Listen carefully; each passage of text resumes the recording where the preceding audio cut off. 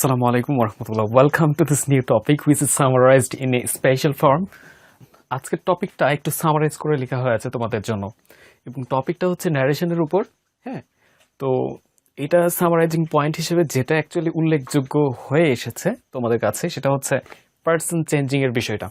মানে কিভাবে পার্সনটা চেঞ্জ করবা যখন তোমাদের ইনভার্টেড কমার মধ্যে থাকা স্পিচের মধ্যে রিপোর্টেড স্পিচ যেটাকে বলা হয় সেখানে বাই চান্স ফার্স্ট পার্সন যদি চলে আসে অথবা সেকেন্ড পার্সন যদি চলে আসে অথবা থার্ড পার্সন যদি চলে আসে তবে তোমরা কীভাবে সলভ করবা সেটা একটা ইজি ওয়ে দেখিয়ে দেওয়া হয়েছে তোমাদের বক্স আকারে। ঠিক আছে, তো লক্ষ্য করো এই বক্সে দেখে পার্সন চেঞ্জিং এর সময় ডিরেক্ট স্পিচে রিপোর্টেড স্পিচের মধ্যে, ঠিক আছে, রিপোর্টেড স্পিচ মানে হচ্ছে রিপোর্টেড স্পিচ কাকে বলে লক্ষ্য করো এখানে এই যে ইনভার্টেড কমার মধ্যে যেটা রয়েছে দেখো, হি সেইড টু মি, সে আমাকে বলল, তারপর ইনভার্টেড কমা দিয়েছি না, এটাকে বলা হয় রিপোর্টেড স্পিচ। আর এইটার মধ্যে যখন ফার্স্ট পার্সন থাকবে তখন এটাকে ইনডিরেক্ট স্পিচে রূপান্তর করার সময় এটা রিপোর্টিং ভার্বের সাবজেক্টকে নির্দেশ করবে। মানে কি এখানে যদি ফার্স্ট পার্সন থেকে থাকে, ফার্স্ট পার্সনের মধ্যে কি আছে দেখো তো এখানে I, we, me, us, my, our. তো এইখানকার মধ্যে এই মাইটা রয়েছে, এই মাইটা কাকে নির্দেশ করবে তাহলে অ্যাকচুয়ালি এই সাবজেক্টকে নির্দেশ করবে। বুঝতে পেরেছ? এই হচ্ছে বিষয়। তো তারপর লক্ষ্য করো যদি সেকেন্ড পার্সন থেকে থাকে এটা রিপোর্টেড স্পিচে মানে এই এতটুকুর মধ্যে, তাহলে সেটা ইনডিরেক্ট স্পিচে রিপোর্টিং ভার্বের অবজেক্টকে নির্দেশ করবে। ঠিক আছে, বুঝতে পেরেছ? তোমাদের যদি if you have any problems regarding kind of matter you can comment me and I shall try my best to answer the questions that you will write by commenting. Okay? Look at this. He told me that I was his friend. লেখা হয়েছে। Okay. তাহলে second person যদি থাকে, if there is an existence of second person in direct speech, direct স্পিচের মধ্যে যদি second পার্সনের উপস্থিতি থেকে থাকে বা বিদ্যমানতা থেকে থাকে তাহলে ইনডিরেক্ট স্পিচে কি হবে বলো তো? রিপোর্টিং ভার্বের অবজেক্টকে নির্দেশ করবে। আর রিপোর্টিং ভার্বটা কি বলতো? এই যে এখানে তাকাও, হি সেইড টু মি, দেখো এই যে এটা হচ্ছে রিপোর্টিং ভার্ব, এটার অবজেক্ট কি? অবজেক্ট মানে কি ভার্বের ঠিক পরে যেটা বসবে সেটা। তাহলে এই যে এইটাকে নির্দেশ করবে, মানে সেইডের পরের যে টার্মটা থাকবে সেটাকে নির্দেশ করবে যখন সেকেন্ড পার্সন থেকে থাকবে ডিরেক্ট স্পিচে। বুঝতে পেরেছ? ওকে, তো থার্ড পার্সন যদি থাকে অথবা যদি কোনো নাম থেকে থাকে, কোনো নাউন থেকে থাকে, বুঝতে পেরেছ, তাহলে কি হবে? What will be seen to occur? কি ঘটতে দেখা যাবে? If there is third person in direct speech, যদি থার্ড পার্সন থেকে থাকে ডিরেক্ট স্পিচে, খুবই ইজি। যদি থার্ড পার্সন থেকে থাকে আমাদের কোনো কষ্টই করতে হবে না, there will be no trouble। হ্যাঁ, তো লক্ষ্য করো কোনো পরিবর্তন হয় না যদি থার্ড পার্সন থেকে থাকে। আশা করি তোমরা বুঝতে পেরেছো। অ্যান্ড এইবার আমরা যেটা দেখবো সেটা হচ্ছে এক্সাম্পলস, এটার উপর ভিত্তি করে। লক্ষ্য করো একটা ন্যারেশন, একটা ডিরেক্ট স্পিচ। তো ডিরেক্ট স্পিচে কি আছে? হি সেইড টু মি, সে আমাকে বলল, ইউ আর মাই ফ্রেন্ড, তুমি আমার বন্ধু। ঠিক আছে, তাহলে এটাকে ইনডিরেক্ট স্পিচে নিয়ে আসবো। তাহলে কি হচ্ছে? হি টোল্ড মি, সে আমাকে বলল। এই যে সে যেটা সেইড ছিল সেটা পরিবর্তিত হয়ে টোল্ডে পরিণত হয়ে যায়, সেইড পরিবর্তিত হয় টোল্ডে পরিণত হয়ে যায় এবং সেটা লিখেছি।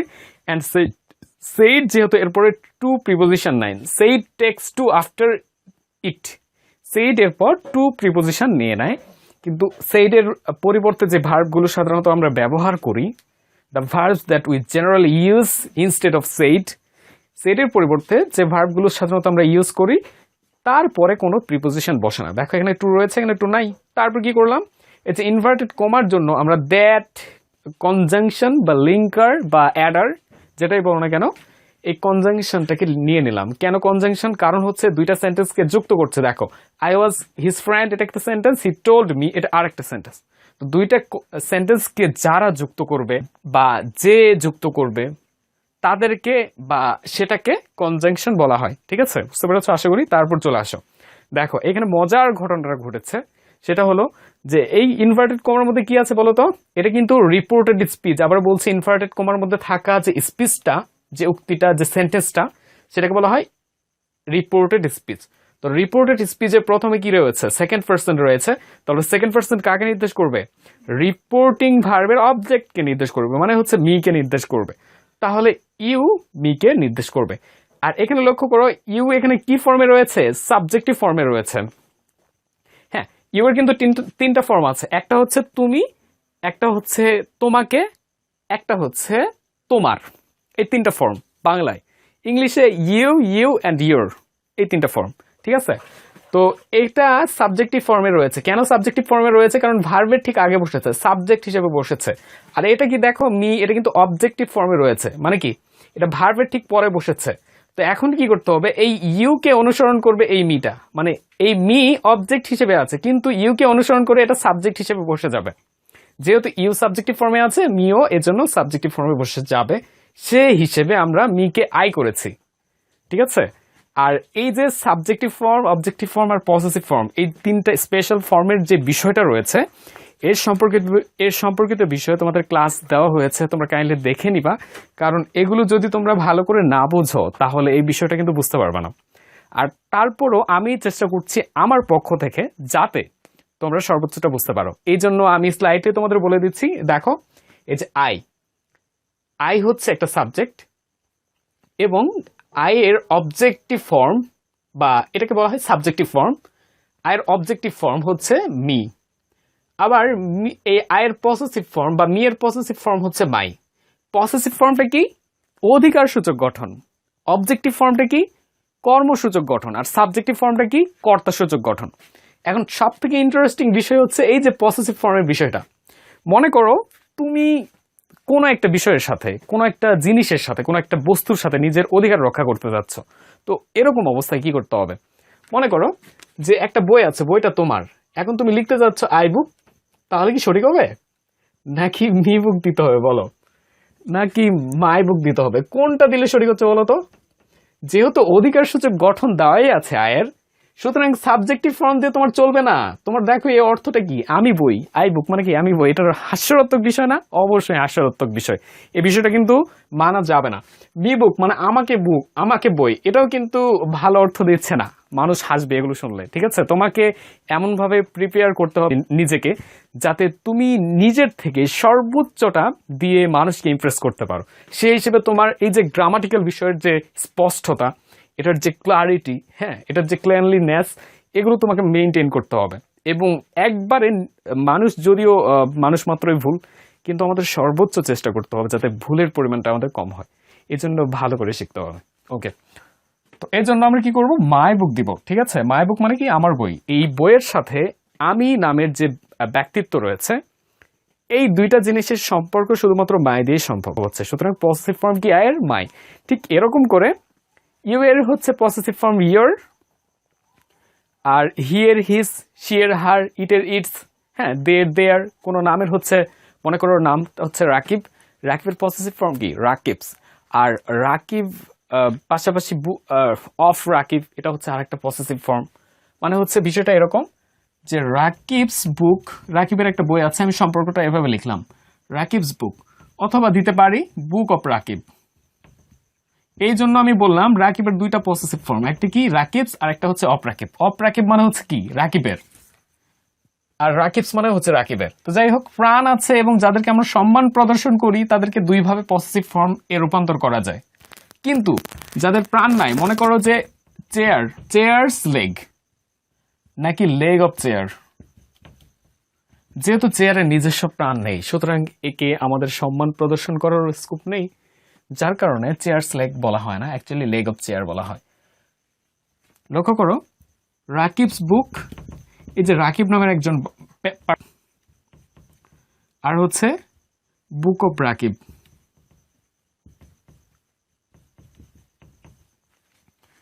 তো রাকিব যেহেতু পার্সন বা মানুষ, একজন মানুষ অপর মানুষকে সম্মান করবে, এটাই স্বাভাবিক। এই জন্য রাকিবকে বলা হয়েছে যে যা, তুই যেদিক দিয়ে যাস সেদিক দিয়ে তুই পসেসিভ ফর্ম তোর মতো করে তৈরি করে নিতে পারবি। কিন্তু চেয়ারস লেগ, এই যে চেয়ার মানে একটা কেদারা বা চেয়ার, তো এর কিন্তু প্রাণ নেই। সুতরাং একে কিন্তু সব দিক দিয়ে নিজের অধিকার প্রতিষ্ঠা করার জন্য অনুমতি দেওয়া হচ্ছে না। একে বলা হচ্ছে যে যা, তুই শুধুমাত্র লেগ অফ চেয়ার, এভাবেই তোর নিজের অধিকার প্রতিষ্ঠা করতে পারবি। হ্যাঁ, বা দি উড অফ চেয়ার, হ্যাঁ, বা wood of chair, leg of chair, কিন্তু চেয়ার্স লেগ কখনো বলা যাবে না। মানে কি, যেগুলোর প্রাণ নাই সেগুলোতে সরাসরি অ্যাপোস্ট্রফি এস যুক্ত করে পসেসিভ ফর্ম তৈরি করা যায় না। আশা করি তোমরা বিষয়টা বুঝতে পেরেছো। ওকে, তাহলে এটা আমরা বলতে পারি এই বিষয়গুলো থেকে যে ভার্বের ঠিক আগে যদি বসে তাহলে সেটা সাবজেক্ট সাধারণত, ভার্বের পরে যদি বসে তাহলে অবজেক্ট, আর যদি অধিকার রক্ষা করতে চায় এরকম স্টেটে বসে তাহলে সেটা কি পসেসিভ ফর্ম। আবার বলছি, ভার্বের আগে যদি বসে তাহলে সাবজেক্ট, ভার্বের পরে যদি বসে তাহলে অবজেক্ট, আর অধিকার রক্ষার জন্য যদি বসে কোনো ফর্মস, এগুলো কিন্তু ফর্মসের কথা বলছি, ফর্মস মানে গঠন, তো সেগুলো হচ্ছে পসেসিভ ফর্মস। ঠিক আছে, দেখো এইবার একটা সেন্টেন্স লিখছি, আই লাইক ইউ, আমি তোমাকে পছন্দ করি। দেখো এই লাইক মানে পছন্দ করা একটা ভার্ব, ভার্বের আগে কি বসেছে আই, তাহলে এটা কি সাবজেক্ট, সাবজেক্টিভ ফর্ম রূপে বসেছে। ভার্বের পরে বসেছে ইউ, এটা কি অবজেক্ট, অবজেক্টিভ ফর্ম রূপে বসেছে। এবার আমি বলছি যে হার বুক বা হার পেন, তার কলম, এই যে কলমের সাথে শি এর একটা অধিকার, এটা হার দিয়ে সম্ভব হয়েছে, তাহলে কি এই হারটা পসেসিভ ফর্ম। বুঝতে পেরেছ? আশা করি তোমরা অনেক ভালো করে বুঝতে পেরেছ। তো ওকে, আমরা এখন সলিউশন পর্বে চলে আসি। দেখো আমরা যেখান থেকে বিষয়টা স্কিপ করে চলে গেছি অন্য জায়গায়, আবার বলছি। ওকে, এই ইউ সেকেন্ড পারসন, এখানে বলা আছে সেকেন্ড পারসন রিপোর্টিং ভার্বের অবজেক্টকে নির্দেশ করে, সুতরাং এই সেকেন্ড পারসন একে নির্দেশ করবে। যেহেতু সাবজেক্টিভ ফর্মে আছে, ভার্বের ঠিক আগে আছে, মানে কি এই মি কেও ভার্বের ঠিক আগে নিয়ে আসলে আই হয়ে যায়, সাবজেক্টিভ ফর্ম হয়ে যায়। তো আই লিখলাম, তারপর আয়ের পর অ্যাকচুয়ালি এই দেখো এটা যেহেতু পাস্ট টেন্সে আছে, পাস্ট ইনডিফিনিট টেন্সে আছে, এই জন্য রিপোর্টেড স্পিচের টেন্সও পরিবর্তন হয়ে যাবে।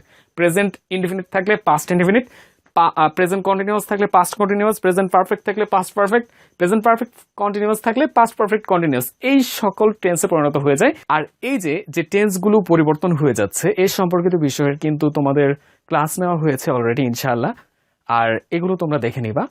পাশাপাশি এটার একটা চেক লিস্ট অথবা ছকও দেওয়া হবে তোমাদের কাছে, ঠিক আছে, এগুলোও দেখে নিবা তোমরা। ওকে, চলে আসো, এখানে আই পরিণত হয়ে গেল, ইউ থেকে আই। তো তারপর আয়ের পর অ্যাকচুয়ালি ওয়ার হয় না, ওয়াজ হয়। কারণ হলো এই এম, ইজ, আর, এই যে তিনটা ভার্ব অ্যাকচুয়ালি এম, ইজ, আর, তো এম আর ইজ এর পাস্ট ফর্ম হচ্ছে ওয়াজ, আর এর পাস্ট ফর্ম হচ্ছে ওয়ার। তো সাবজেক্টের পর যদি V2 থাকে তাহলে পাস্ট ইনডিফিনিট হয়, আর V1 থাকলে হচ্ছে প্রেজেন্ট ইনডিফিনিট হয়। দেখো সাবজেক্টের পর V1 আছে প্রেজেন্ট ইনডিফিনিট, তাহলে আমরা জানি যে এই প্রেজেন্ট ইনডিফিনিট পাস্ট ইনডিফিনিটে পরিণত হয়ে যায়, present indefinite tense past indefinite টেন্সে পরিণত হয়ে যায় যদি এই রিপোর্টিং ভার্বটা পাস্ট টেন্সে থেকে থাকে। তো যাই হোক, আমরা V2 করে পাস্ট ইনডিফিনিট করে ফেললাম। এখন দেখো মাই রয়েছে, এই মাইটা কার মধ্যে পড়ছে বলো তো? First person, second person, third person, অবশ্যই এটা ফার্স্ট পারসনের মধ্যে পড়ছে। দেখো এই যে এই মাই ফার্স্ট পারসন সেকশনে রয়েছে, মানে কি ফার্স্ট পারসন, আর আমরা জানি ফার্স্ট পারসন থাকলে রিপোর্টিং ভার্বের সাবজেক্টকে নির্দেশ করে, তাহলে এই রিপোর্টিং ভার্ব এটার সাবজেক্ট একে নির্দেশ করবে। এই মাই, মাই মানে হচ্ছে আমার, আমারটা কি বলতো? পসেসিভ ফর্ম, কারণ এটা অধিকার রক্ষার্থে অধিকার সূচক অবস্থায় ব্যবহার হয়, ঠিক আছে। তাহলে এখন কি করতে হবে? এটা রিপোর্টেড স্পিচে যেহেতু এটা পসেসিভ ফর্ম রূপে রয়েছে, হিকেও পসেসিভ ফর্ম রূপে নিয়ে আসতে হবে, এই জন্য দিয়ে দিলাম হিস। হি এর পসেসিভ ফর্ম হচ্ছে হিস, বুঝতে পেরেছ? দেখো এই সেকশনগুলো পসেসিভ ফর্ম, এগুলো হচ্ছে অবজেক্টিভ ফর্ম, এটা হচ্ছে সাবজেক্টিভ ফর্ম, আর এটা হচ্ছে সাবজেক্টিভ অবজেক্টিভ দুইটাই একই ফর্ম অ্যাকচুয়ালি ইউ এর, আর ইউ এর পসেসিভ ফর্ম হচ্ছে ইয়োর। দেখো আই আর উই, এটার যথাক্রমে অবজেক্টিভ ফর্ম হচ্ছে মি আর আস, আর আই আর উই এটার যথাক্রমে পসেসিভ ফর্ম হচ্ছে মাই আর আওয়ার। মাই যেহেতু সাবজেক্টকে নির্দেশ করছে, সাবজেক্টের পসেসিভ ফর্ম দিয়ে দিলাম, তারপর বাকি যা আছে সেটা লিখে দিলাম। এই হচ্ছে আমাদের সমাপ্তি। আশা করি তোমরা চেকলিস্টটা ভালো করে বুঝতে পেরেছো, আবার দেখে নাও ভালো করে যা আছে। And তোমাদের যদি কোনো সমস্যা থাকে, if there is any problem regarding to this kind of study, you can comment me anytime, any situation. I shall try my best to solve the all question answers that will be given to you as comment to my channel. আর অবশ্যই তোমরা Rajshahi university plus চ্যানেলটিকে subscribe করে দিবা, যাতে দরিদ্র পরিবারের যে মানুষগুলো রয়েছে যারা যথাযথ এডুকেশন পায় না, তাদের কাছে যেন এই বিষয়গুলো পৌঁছে যায়। সে পর্যন্ত ভালো থাকো, সুস্থ থাকো, ইনশাআল্লাহ নেক্সট ক্লাসে তোমাদের সাথে আবার দেখা হচ্ছে। আসসালামু আলাইকুম ওয়া রাহমাতুল্লাহ।